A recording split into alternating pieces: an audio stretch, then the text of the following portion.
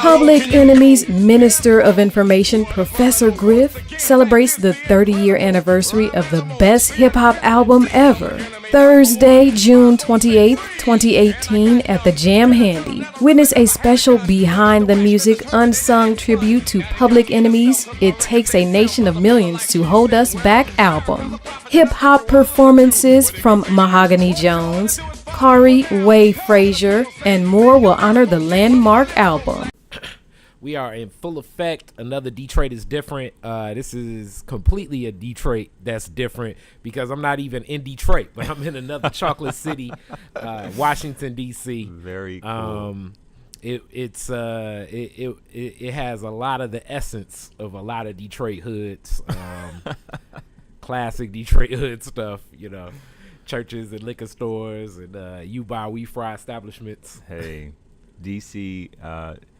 Detroit, I imagine many other cities with a big number of black African and brown Americans. people. Yes. Yeah. Oakland, Baltimore, Newark, New Jersey, even Hartford, Connecticut. It's a lot of like little pockets and stuff. Absolutely. You know, Absolutely. a lot of little pockets of stuff. But I'm here with Chris Shorter. And I'm excited to be here. Very excited about the movement, the Detroit is Different movement. Thank you, sir. And all that you're doing to sort of change the perception, if there is,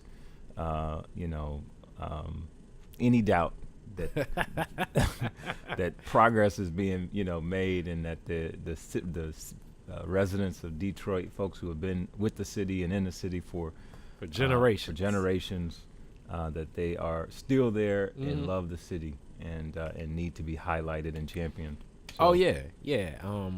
That's the primary reason I started Detroit is Different. Was to just get into the culture how I see it. It's a lot of stories, and it's a lot of people that I've interviewed that are in other places, but this story always is different just because how it starts and the presence. As you're someone that I look up to. Your family on so many levels. I don't hold it against you that you went to Central instead of Northwestern. You can't hold that against me, man. Made the wrong neighborhood school decision. So like I love my Central Trailblazers. Yes. You got. Yes, the Trailblazers. Some classic basketball games, Central versus Northwestern. Oh man, and football. And football. Yeah. It was a game. It was a rivalry in the stands. Oh yes. And on the field and the court. It was just like Absolutely. Definitely the Detroit Public School police officers or security guards earned their pay those days. Most days, yes. Talk about it. Most days. Yeah. So you're now Public Works in DC. Yes. You head this up. Yes. Public Works is something that like a lot of things that I'm getting into, finding out what it means and people's interpretations and its overcast discussions, like community organizing, community development, community activist, public works, because just combining those words, we can get into the etymology of both terms, and then you combining them and what it means, like public and work and how it comes together. But to make it simple and plain, how a lot of stuff functions in the city. You're right head on interacting with most people's complaints at neighborhood community association meetings, when churches are like, they're not picking up this, they're not picking up that, the city's not. And I'm sure it's like you and your staff that is taking heed to this and being praised absolutely at certain times. And then like a head coach, generally probably when you are in the news, it's like, oh man, here we go.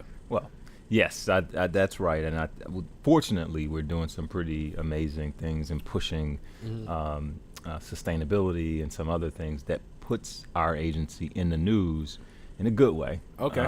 So what I'll say is that DC is a world-class city, and the expectations around us being a beautiful city and having clean streets are very high. So Yes. Public Works in Washington, D.C. is the agency that keeps our city beautiful and our city clean.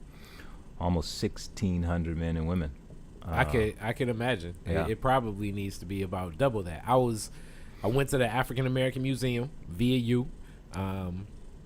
Thank you for that opportunity. And in it, because it's so close to the National Mall, I can imagine every weekend is some rally or something that goes on there alone. Oh yeah. And I can, Some just the special thought event is process happening, of people on the National Mall, I don't think is, giving a hoot and not pollute. People are probably like, I got this sandwich. It is what it is. Yeah, I mean, it's amazing. So you got it. I mean, so D.C. is a special place, yes, because it's a city with a pretty diverse population and very high expectations. But there's a very interesting interplay with the federal government because we are to see the federal government. So the National Park Service plays a pretty big role when it comes to some of these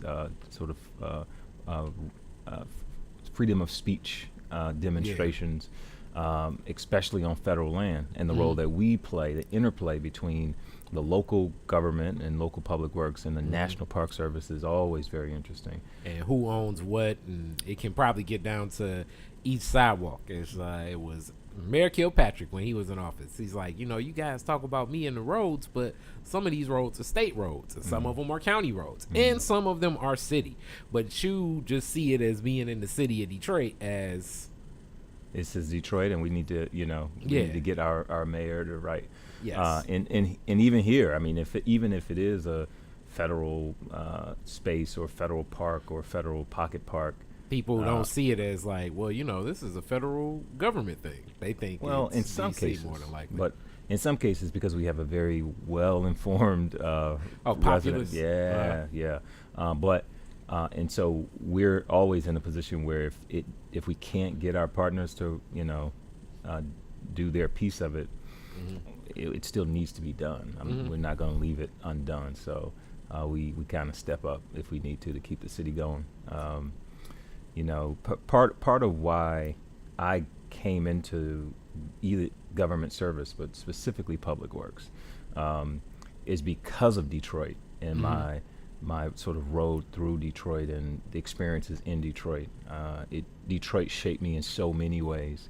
I love DC, and I love what's happening in DC, and certainly the role that I could play here. But Detroit, my goodness, when you think about, certainly when I think about some of the trials and tribulations and the process of sort of growing up and learning in the neighborhoods around Central High School. Oh yeah, it's very colorful. It's a very colorful delivery of services.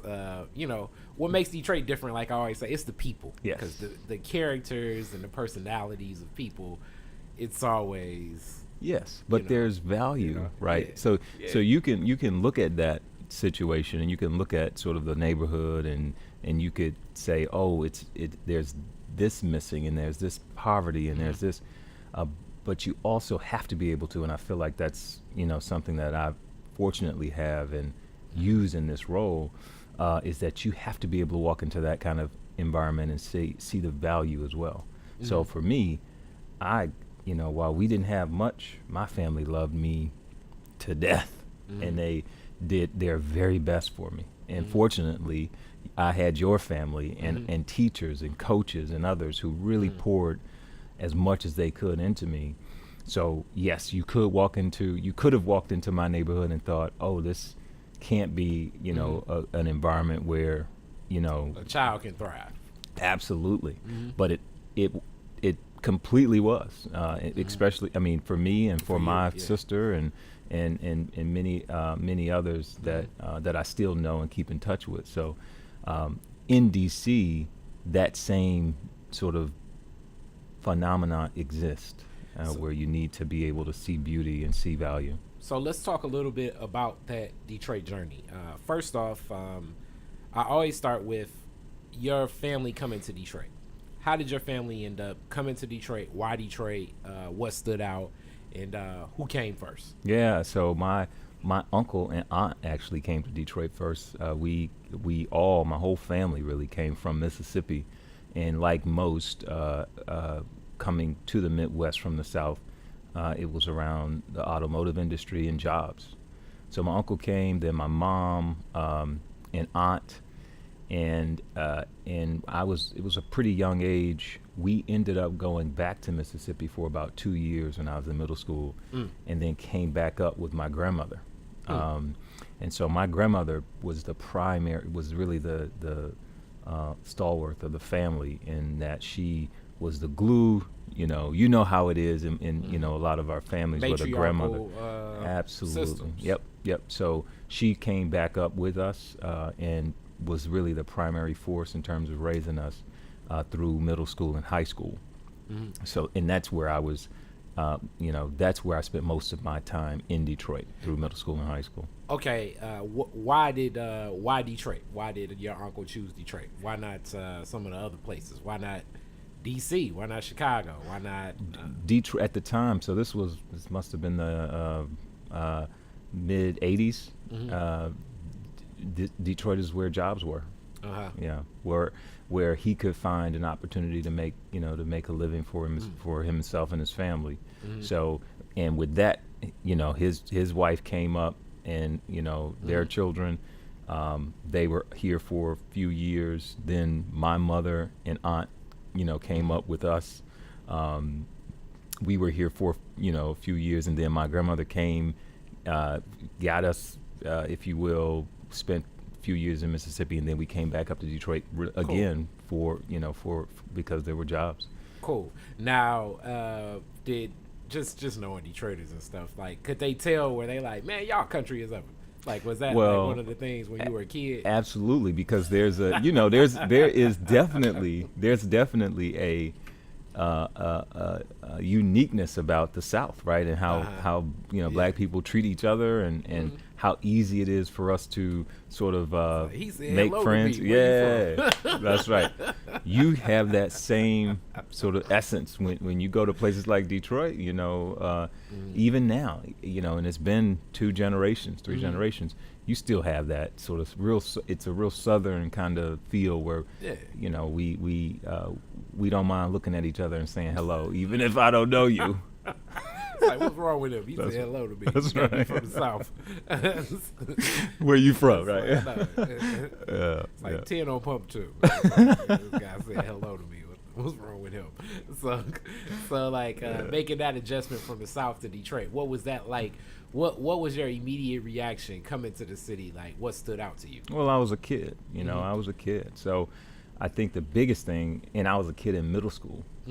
And the middle school is a transformational period for kids. Yes. So kids could be tough.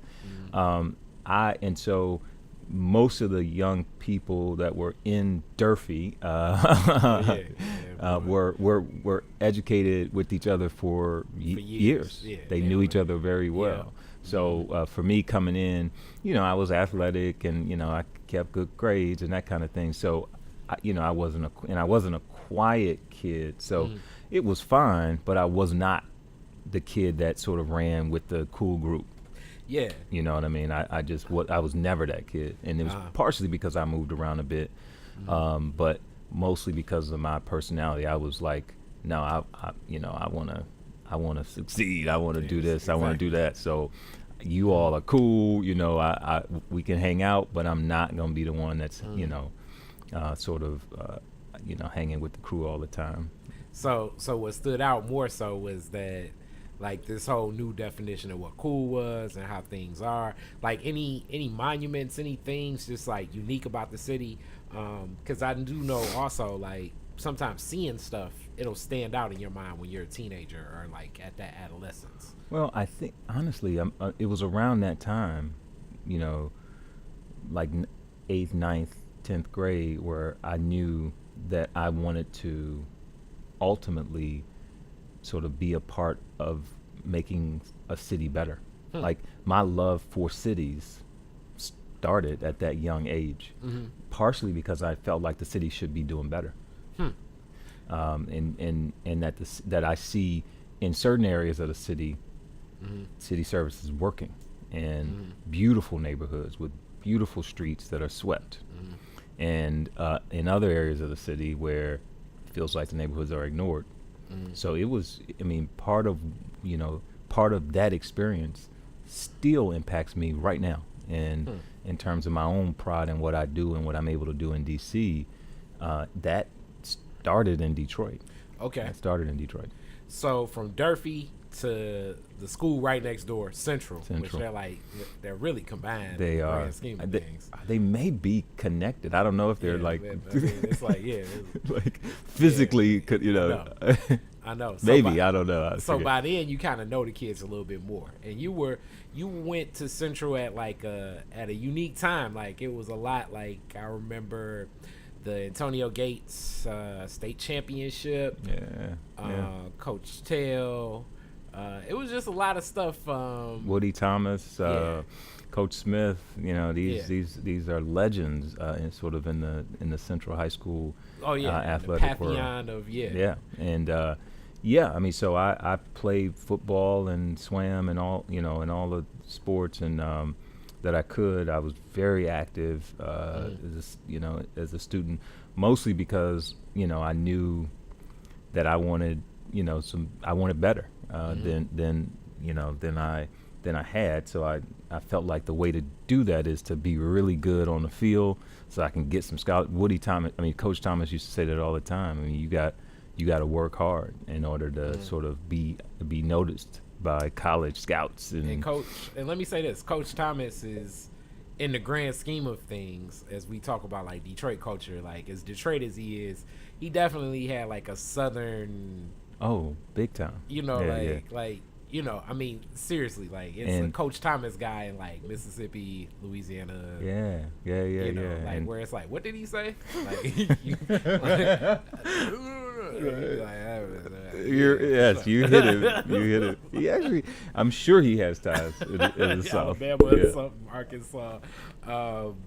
You know, I remember the big, you know, homecomings. Something that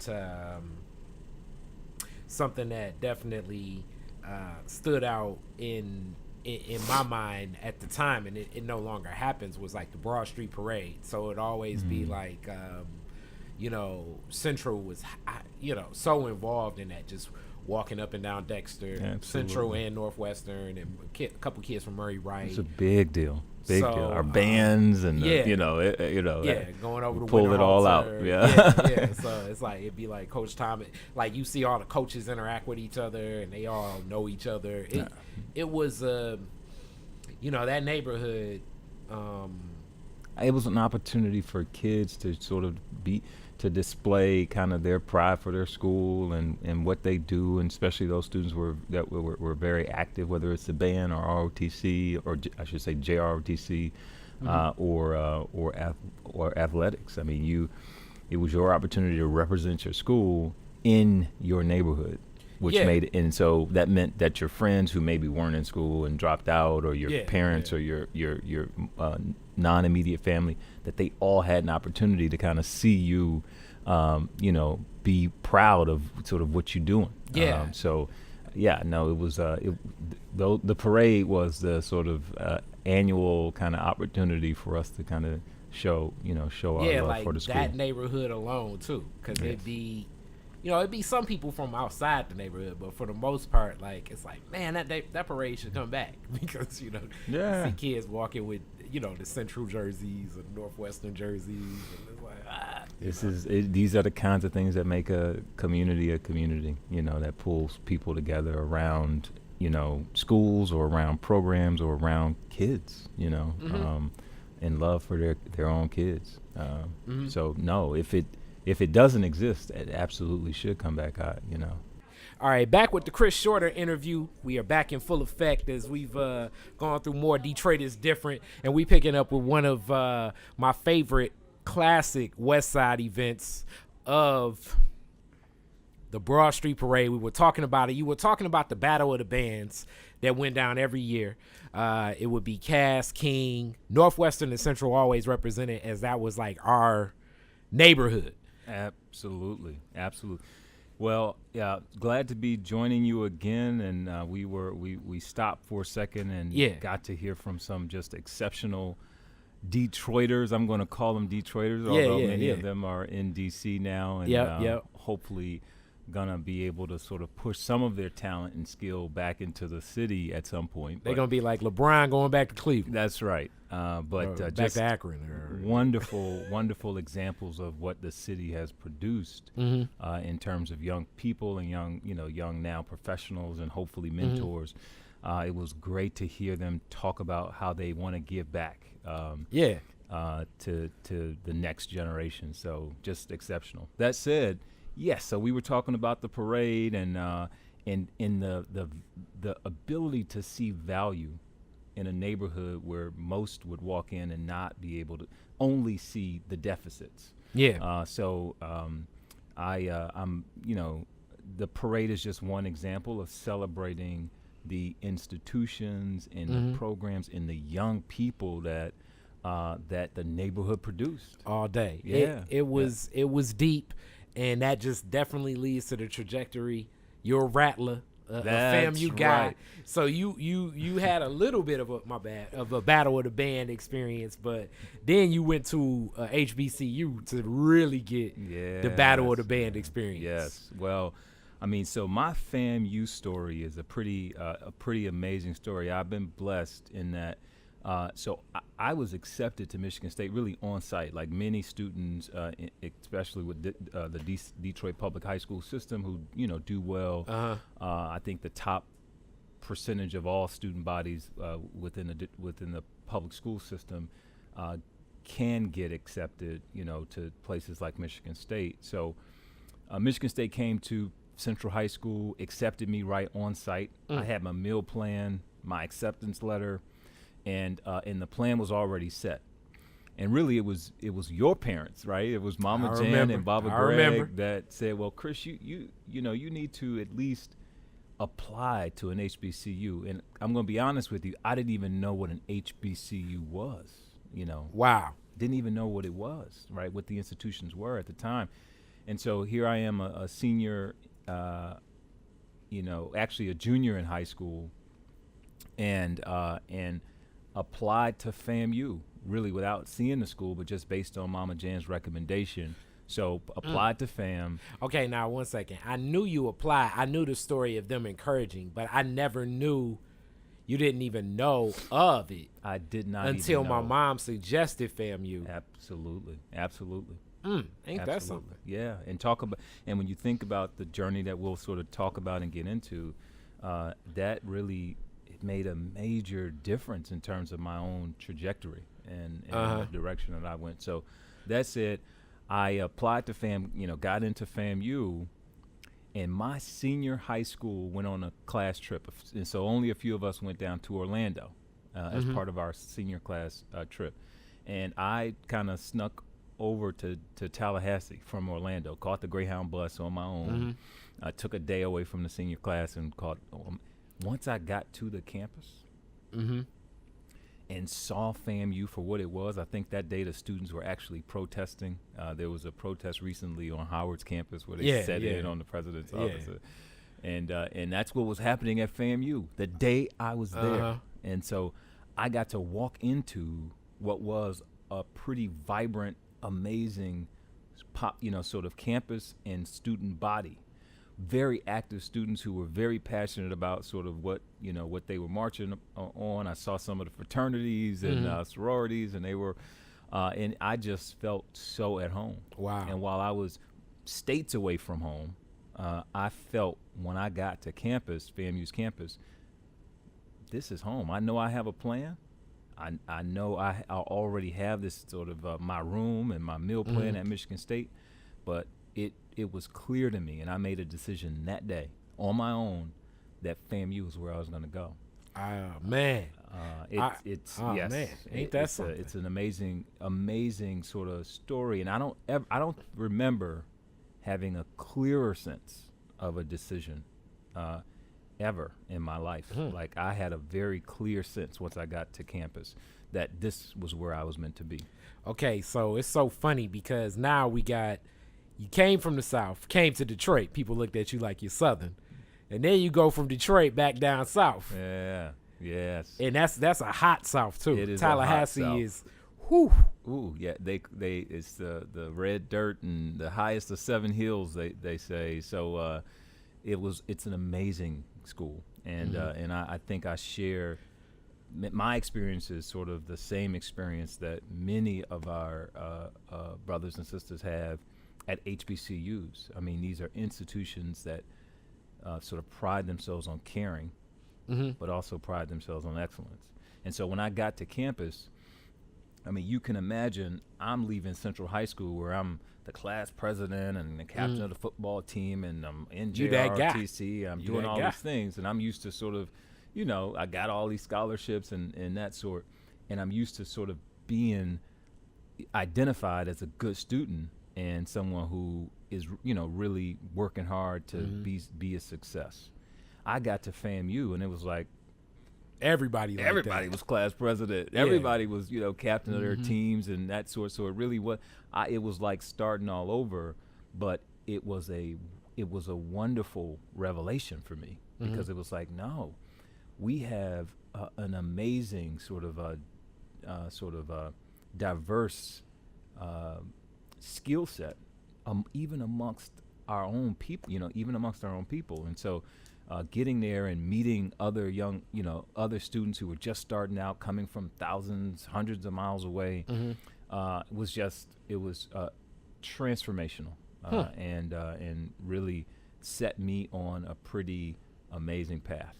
What was the other Detroiters that were down there? Did you guys like kind of rally and it was like, oh man, what's up? Like people you never talked to like in the city, but now that you like in a close proximity, it's like, hey, what's up? Like every school, we had the sort of Chicago club and the Detroit. Well, it was actually the Michigan club. It wasn't the Detroit club exclusively. It was a Michigan club and Miami club and all these other, you know, sort of location-based, you know, clubs. So yes, we did community service and all that stuff, and partied together. And you know, one of the things that I realized right away though was that I wanted to make sure I maintained really good relationships with the kids who came from Detroit.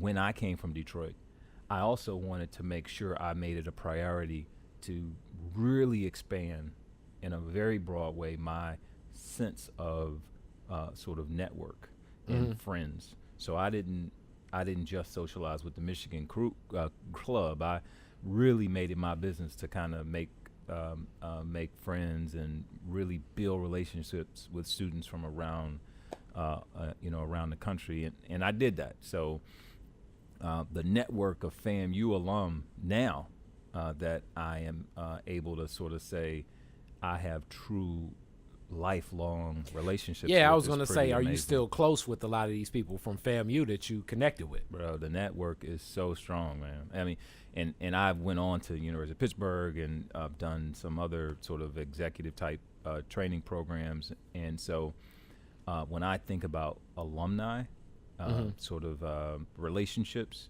it's the FAMU alumni network that is the strongest, and that is the most friendly but competitive network that you will ever find, because I have men and women in the FAMU network that are mayors and managing partners and working to serve cities and companies and nonprofits and have built their own businesses. So it's an amazing network of Black people. So no, I have absolutely maintained those relationships, and it's a powerful thing. How often do you go back to the campus now? Once every few years. So homecoming is big at FAM. So I go back down certainly to celebrate my own anniversaries, in terms of the frat, and when I finish from FAM, and then to celebrate in some cases some others' anniversaries that I'm close to. So I would say every 2 or 3 years I go back down. So what about the changes there? Are things changing? Are things remaining the same? Does it have that same feel? What are you noticing when you go back? Well, I think in general,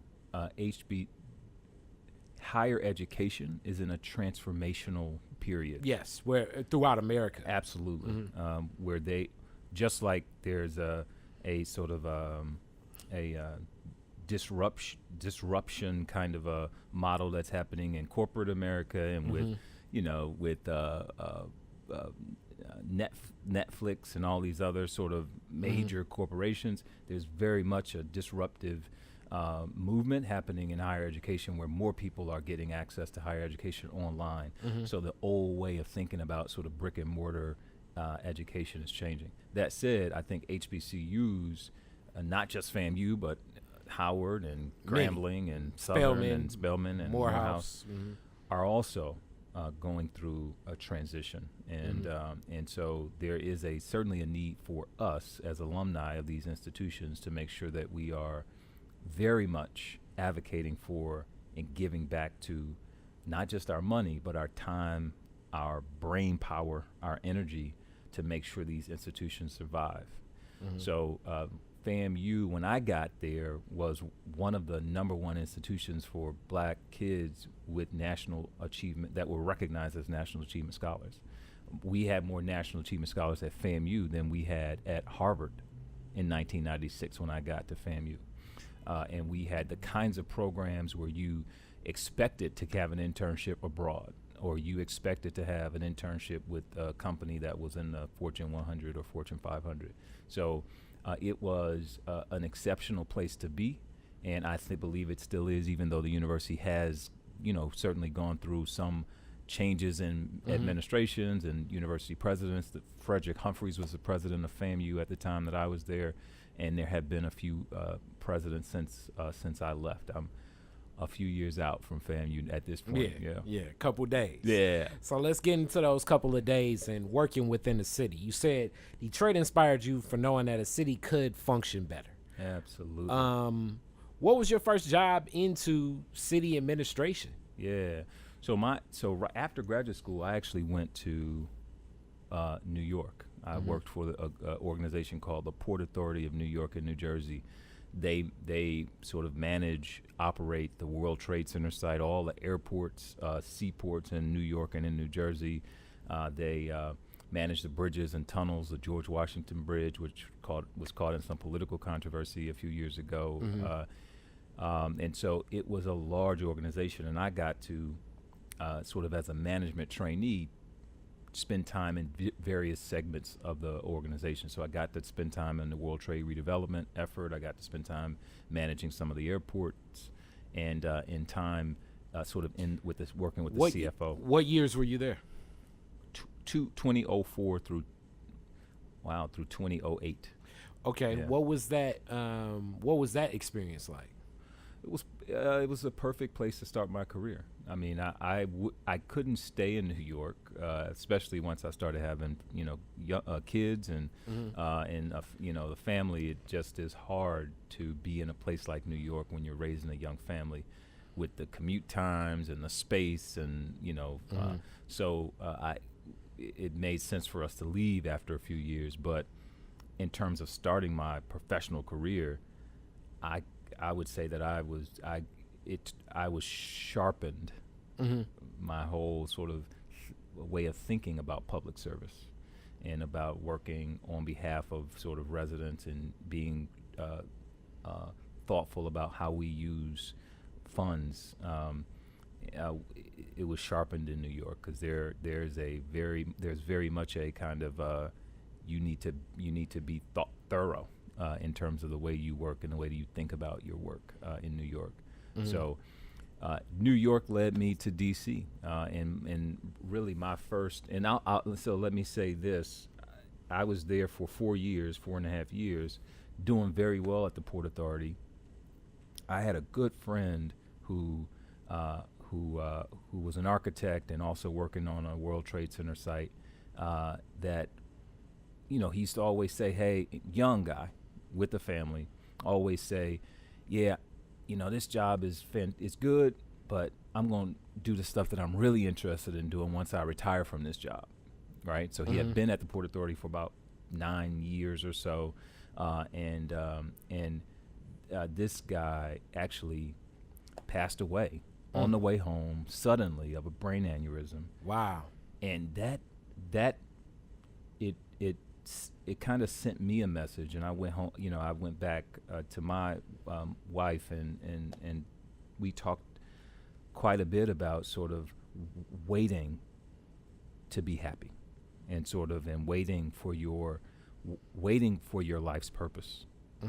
And so I was like, I have been too blessed. There have been too many people who have had a hand in my getting out of Detroit and doing the things that I've been able to do, for me to be satisfied with a regular 9 to 5. And I feel like I need to be doing more for more people. And like I said, the path I was on, I was doing well. I was very successful. They loved me at the Port Authority. It was clear what my path was going to be if I stayed, but it wasn't enough. So I knew that I need to be doing more for people, because there were people who did more for me. So after that, this guy's name was Brian, passed away, I thought in terms of my own life and my own path, what does this mean for me, and am I putting on hold what I should be doing in terms of my own life, my own promise, right? And so a few months later, we moved to Washington, D.C. And I accepted a job at that time with the Boys and Girls Clubs of Greater Washington. So I went from sort of quasi-private government organization to a nonprofit, because I felt like, well, I'm going to live this commitment and actually help people. So I moved down to D.C. to work for a nonprofit. And the Boys and Girls Clubs at the time was a regional organization. Many people know the Boys and Girls Clubs of America. 22 clubs in this region, pretty large in terms of affiliates, and it was a fantastic year. Being able to shape young lives in that way was the perfect way to start. You still have relationships with some of those people from the Boys and Girls Club? Absolutely. Some of them are with me now. Oh, okay. In terms of the work that I'm doing, and that sort. I'm on the board of a organization called See Forever Foundation, who oversees the Maya Angelou Charter School. And so many of the staff and some of the board members and executives I met doing work with the Boys and Girls Clubs of Greater Washington. So it was, I'm absolutely still very much involved. Once there, though, it became clear that young people in D.C. who were either disconnected from schools, disconnected from economic opportunity, disconnected from jobs, were falling deeper and deeper into the juvenile justice system. And you know this, and I'm sure many of your listeners know this. Once you get connected to the criminal justice system, once you get in a record, it's hard to shake it. Absolutely. So recidivism is one of the most challenging social conditions that exist, especially in the Black community. Absolutely. And it is a predetermined. It is absolutely an indicator of whether you will be able to sort of leap beyond, what the expectations of you were. So after about a year at the Boys and Girls Clubs, I realized that the juvenile justice system was going through its own transformation. And they were really reshaping the juvenile justice system under a guy named Vinny Schiraldi, who was here in D.C. And so I decided, I think I could be of more use in the district government working in the juvenile justice system, sort of. And at the time, there were so many things happening in the system where the government was trying to push programs into the community. So where young people would, a young person would, get caught up in the system, be sent away, let's say in Washington, D.C. is a special place because we function as a state, we function as a county, we function as a city. And so many of the young people and certainly a lot of the adults who get caught up in the criminal justice system are sent away from D.C., right? They are not kept housed here in Washington, D.C., and that's the same as the case for young people at the time back in 2008. And so we were bringing more kids home.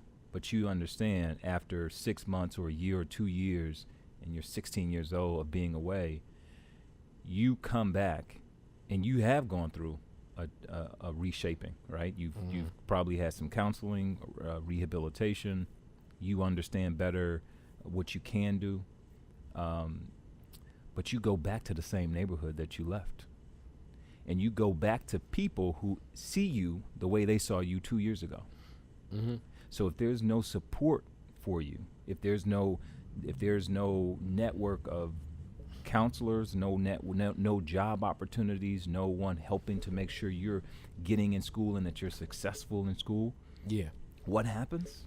Well, I mean, you fall right back into the same pattern. I always tell people the streets is hiring. The streets is hiring. So the system at the time had built this network of nonprofit organizations and community-based organizations to meet young people right where they were, and not just young people, but their families as well. And so I wanted to be a part of that, and I actually spent about 3.5-4 years, first as chief of staff and then as chief operating officer of the juvenile justice system here in D.C. Then I went on to the special education transportation system. At the time, it was under federal court oversight. And so I went to OSSE, or the Office of the State Superintendent of Education, and we pulled the system out of federal court oversight, and now the system is managed by the city. Even to today, the system is no longer under federal court oversight. And then I went to the Department of Health as the chief operating officer. And you know this because it's the case in every major city. The departments of health control so much federal funding, and have such a major impact on health and health outcomes in cities. And so, whether it's HIV, AIDS, information and education, or school nurses, right? Nurses in the schools, it all falls oftentimes under your city's Department of Health. Sanctions for restaurants. Yes, closing down restaurants. For bathrooms. Yes, you got it. A lot of stuff. No. A lot of stuff. So after the Department of Health, I was asked to by our current mayor, Muriel Bowser, to come work in the transition office at the time. So I did that and worked with the city administrator, Rashad Young, and the mayor there in the transition office. They asked me to stay on after, and I stayed in the city administrator's office as the sort of director of agency operations citywide. And then about 6 months into her first term, I was asked to come here to the Department of Public Works. And Public Works, like in many cities, has all kinds of responsibilities. When you think about the men and women who are responsible for collecting your trash and recycling, for painting the beautiful murals that keep the cities clean, keep the cities beautiful, cleaning streets and alleys. Here in Washington, D.C., which is a little special, there are only a few other public works agencies in the country that do this. We actually deal with parking enforcement, and so we issue these sort of parking enforcement tickets and all that stuff. And so there are a number of things that the agency does. This was not my natural path. So when I was coming to DPW, I was coming truly to be an interim director until they found a permanent.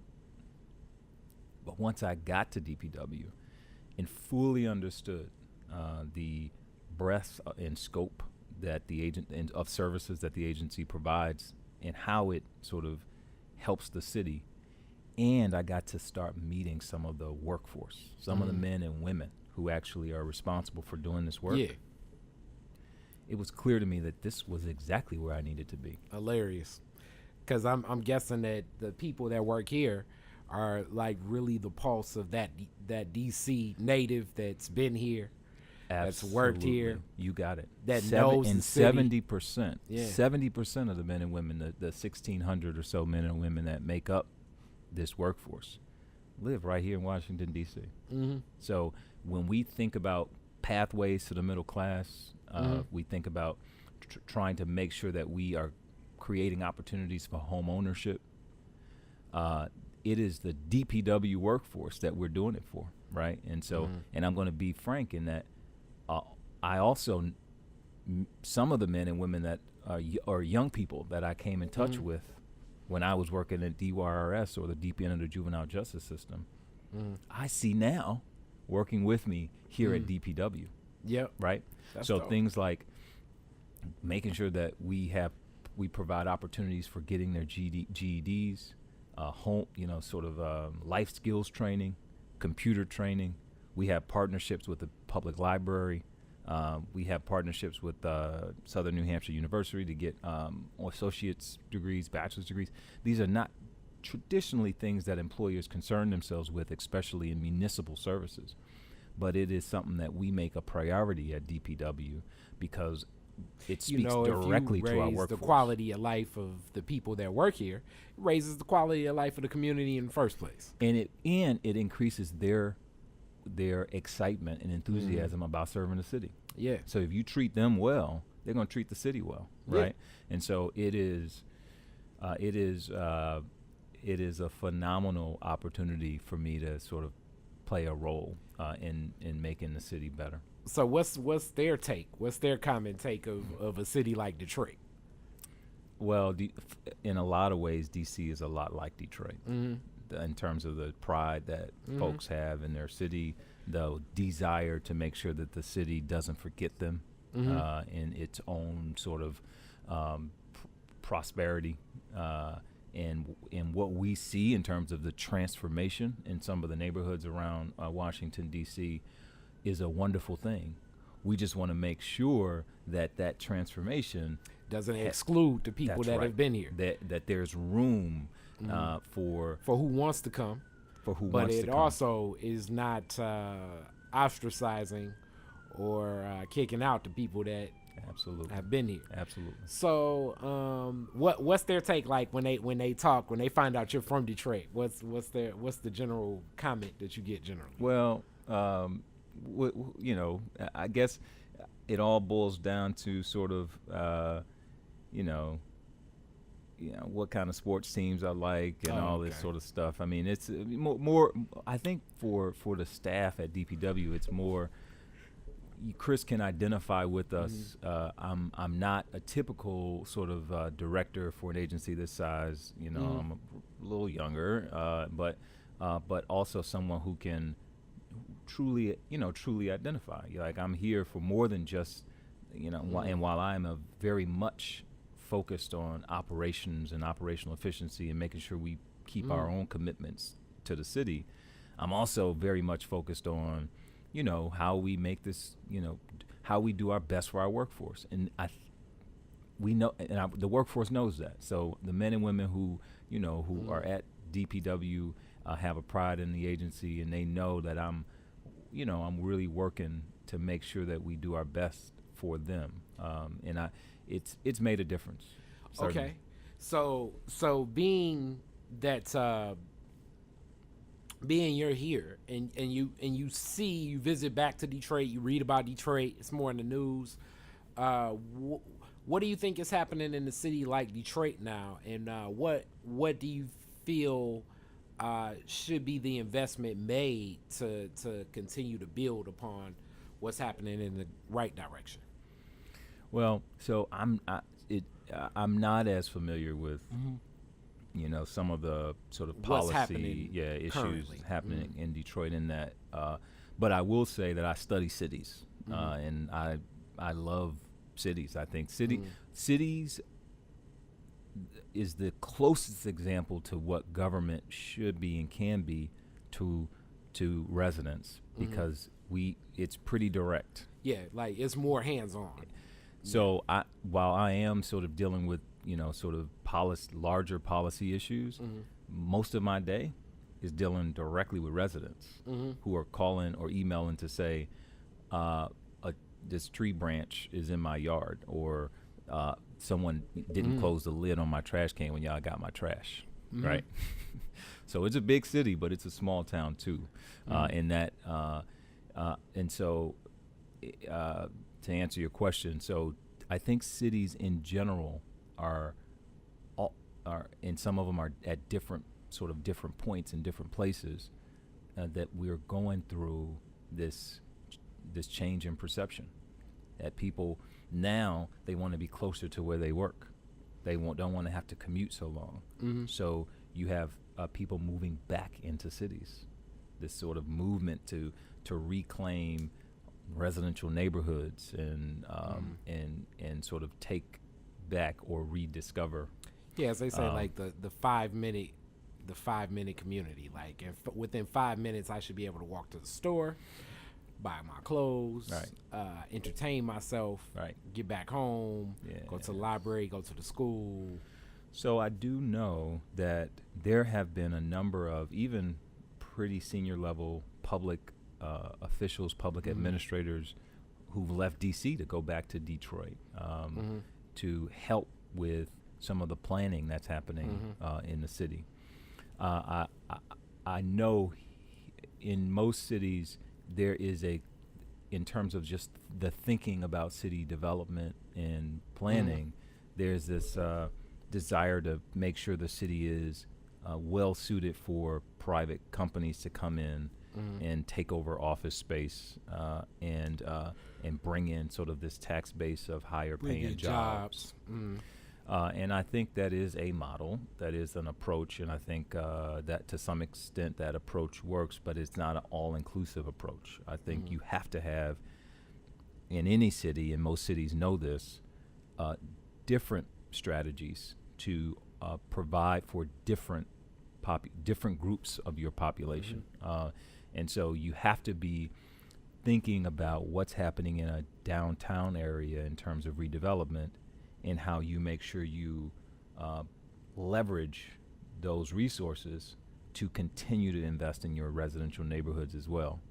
Because a city that has wonderful downtown sort of amenities and entertainment districts without developed residential neighborhoods is not sustainable. Because what that means is that people are coming in to be entertained or to work, and they're leaving the city at 5 p.m. Or they're coming in on the weekend to go to a game, and they're leaving the city after the game, which the ripples of that doesn't benefit the city as much as vibrant, walkable neighborhoods can and should.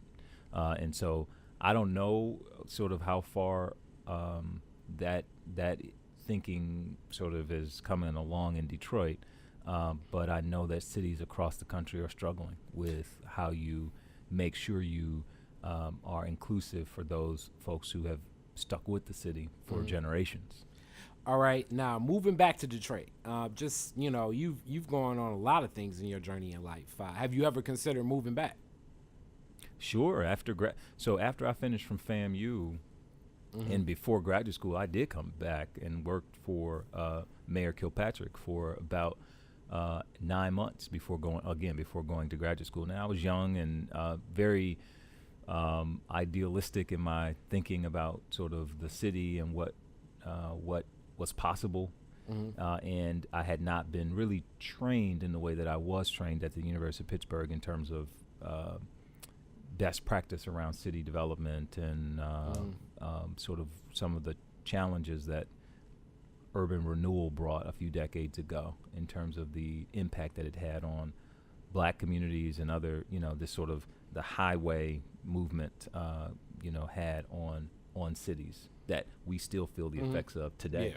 Right. So that said, during that time, I had every thought that eventually I would come back to Detroit.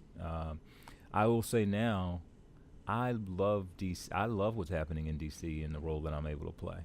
So right now, It's got you. Right now, DC is Home. is magic. I got you. It's I got you. some amazing things happening, and I'm pretty blessed to be able to sort of share in in what's happening here in this way. So Okay. And I guess I'm gonna close out as we end up wrapping with some classic Detroiters different questions. First, what was your very first car? What year, make, and model was the car, and then what year did you get it? Sure. Wow. That's okay. So I didn't get a car until I was in college, and it was a it was a Chevy Prism. Okay. It was a Chevy Prism, and I guess it was 98. And it was maybe a 97, 96. It was Okay. yeah, and it was black. Now I actually switched that car out about a year after, because I wanted something a little bigger, and I wanted something that fit me a little better. So I ended up getting the Mazda 629 or 626. Yeah, I ended up like buying some of that car from you. Oh yeah, Back in the that's day, right. I remember. Yeah. So was it a six? It was a 626. 626. Yeah, Yeah, 626. What? Yeah. Where was the first place you went with your Chevy Prism when you got it? Well, I was in college, so I was going back and forth. At that point, I knew I needed it because I had moved off campus. Oh, okay. So I was going back and forth to campus. I think the first road trip was to Atlanta. In that Prism. Often. That's an often road trip for that. Yeah. Second question. You're a DJ. It's the end of the fireworks. You get to play 3 songs. Woodward and Jefferson. What 3 songs are you playing? Outkast. Which one? What's the name of that track? Yeah, yeah. Okay. The Rosa Parks. I got you. Yeah.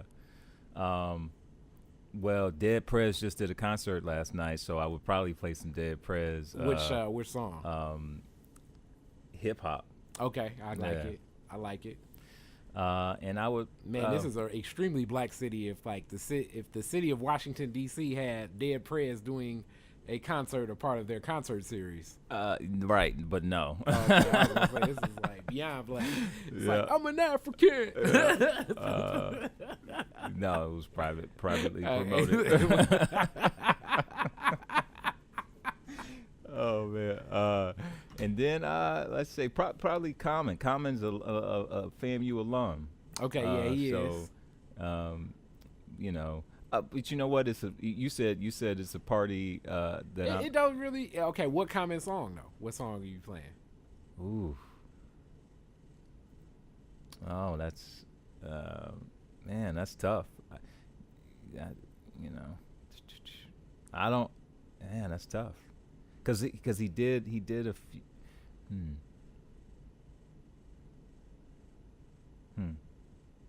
I'm not sure. I have to think longer about that. Okay, I'm gonna say I will pick The Corner if I was playing something from Common. Ooh, The Corner. It's been a while since I heard that one. Yeah, that's the one that I would play. But I've sort of bailed. Yeah. But you got to pick something, I always say. And then last question: if you could rename Woodward after one Detroiter, who would it be and why?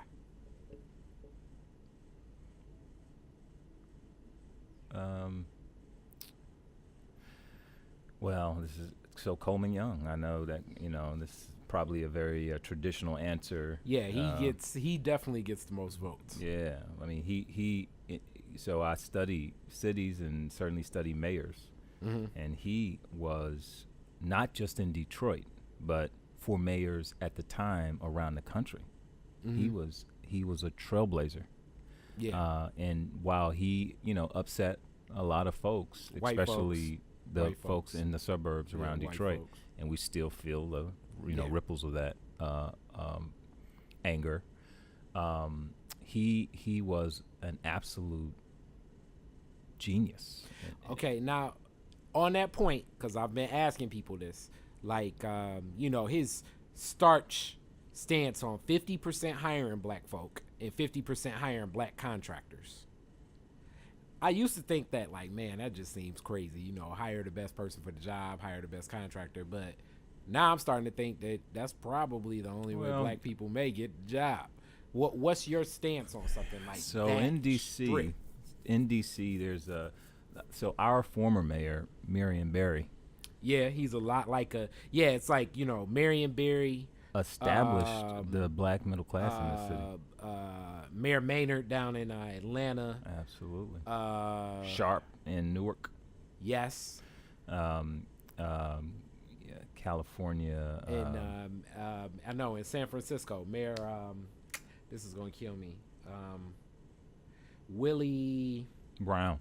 Yeah. Willie Brown.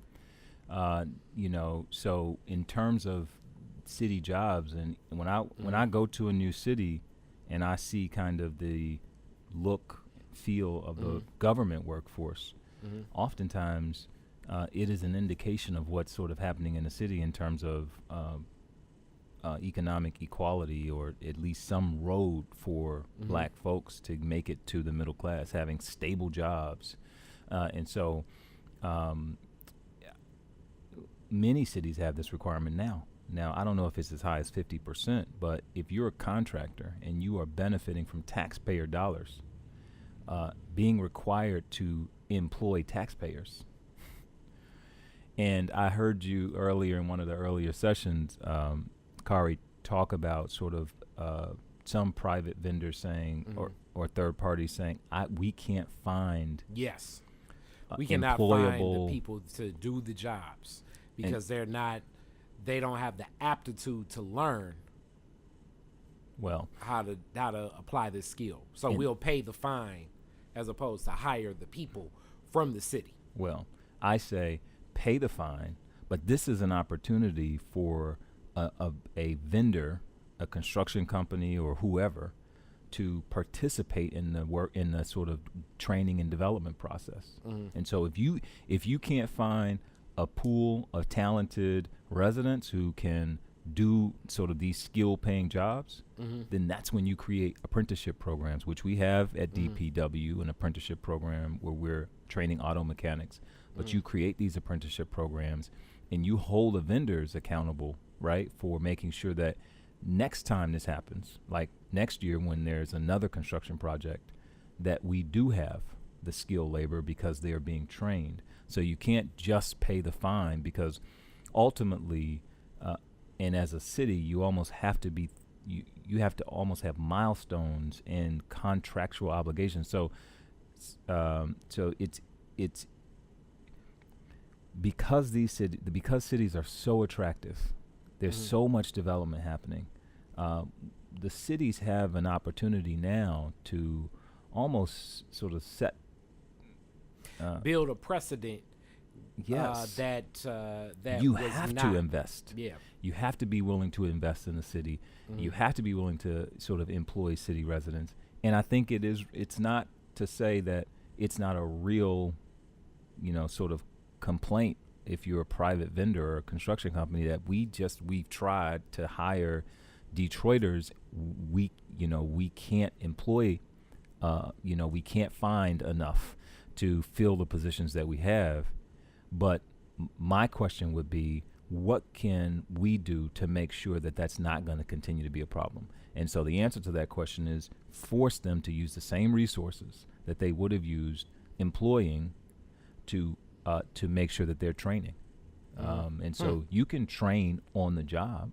So if you can't meet the criteria for employment to work on this construction site, then certainly if we created a program where you can do some things on that construction site, but you need to be trained to do other things, then we just need to be as thoughtful as possible as a government to design these programs so that vendors can do that in lieu of the hiring.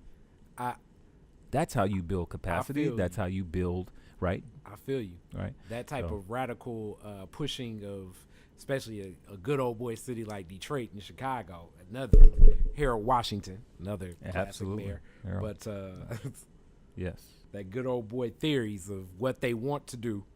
And honestly, had I believe led to another one of your FAMU fellow graduates being incarcerated for like 30 years by trying to push the envelope of what were general practices by a lot of contractors that felt entitled to, in some ways, contracts without any,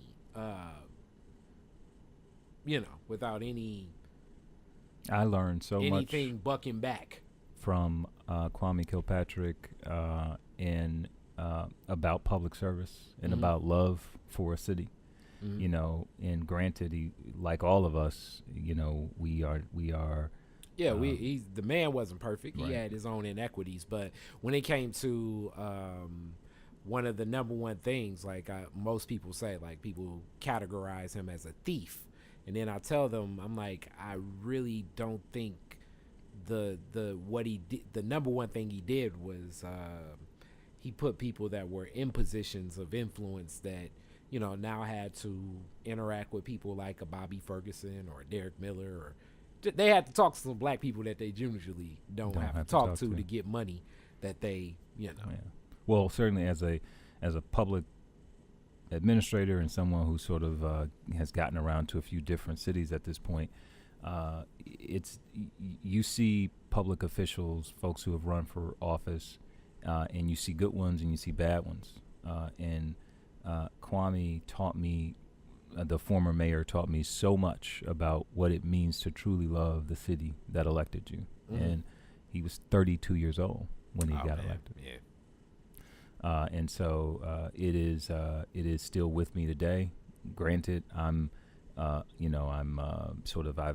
path is a little bit different. I'm not going to be running for office anywhere, but in terms of serving the city and serving the population that I live in, the neighborhood that I live in, the city I live in, his love, his enthusiasm, his way of championing and advocating for the city he loves is still with me. We'll close on that. All right. I'm definitely one of the people that, like I always say, I'm not. Sometimes people think I'm too much of a Mayor Kilpatrick supporter. Sometimes think I'm a Mayor Kilpatrick hater. I'm just a realist of how I look at the whole situation and the scope of it all. But brilliant man. Absolutely. Brilliant man, and it's not talked about so much. Absolutely. Brilliant. And to this day, I think if he could run for office, he'd be reelected the mayor of Detroit. That's why that's why the prison sentence is so long. Well, I appreciate you. I appreciate what you're doing, and I so much appreciate being on with you today. I'm glad to be a part of the movement. Yes, sir. All right. Thank you. Yep. Black revolutionaries, distillery owners, Italian fashion retailers, and Motown Grammy winners all share their best stories never before told in any other media outlets on Detroit is Different. Visit DetroitisDifferent.com or download the Detroit is Different app on Apple's App Store or Google's Play Store.